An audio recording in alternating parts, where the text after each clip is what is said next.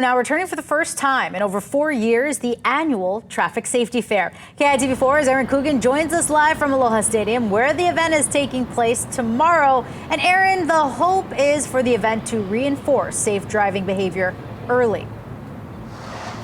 Yeah, hey, good morning to you, Leo. Well, usually when we talk about traffic safety teachings, we talk about the obvious, right? Don't drink and drive, don't text on your phone, but I'm gonna introduce you to Carrie Warren. She's gonna be part of that lineup of speakers at tomorrow's event. Carrie, we're talking about something that isn't talked about a lot, distracted driving, tired driving. Correct.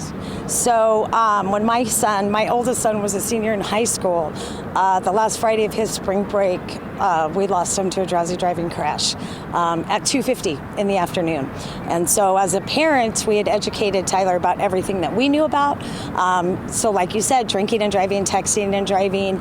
We had a driving contract with them and plans made. So if he ever found himself in a situation where he couldn't drive, he could get a hold of me or his dad, and we'd make sure he got home safe, right? Because you have to protect your kids. But we weren't educated about drowsy driving and how it impacted particularly teens. And you're more likely to die in a drowsy driving crash than any other crash combined, or all other crashes combined. So that has now become our mission. Opening up that conversation, you guys traveled from Missouri to be here to talk to our DOE students. You made that your mission, but in talking to these parents, these students, you say you recognize this is a real lacked area talked about. Absolutely. So when my son died, we were focused on the fact that he didn't have a seatbelt on. But as I did more and more research, there was a wealth of information about drowsy driving, and in particular how it affects our young adults. But nobody's teaching them that, not in driver's ed. Parents aren't educated. Nobody was talking about it. And as a parent, you're not supposed to outlive your child. And so it's our mission to provide that education. So if we save just one life, my Tyler didn't die for nothing.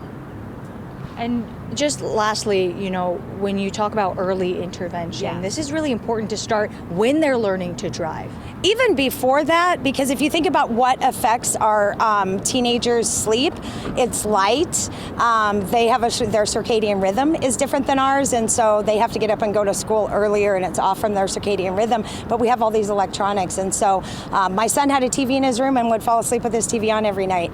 I wasn't educated about how that was impacting the amount of sleep he was or wasn't getting, and so he was averaging about 4 to 6 hours of sleep a night, and they really need 9 to 10 teenagers need. And so I think it starts even before that. And what are those habits that you have with those electronics?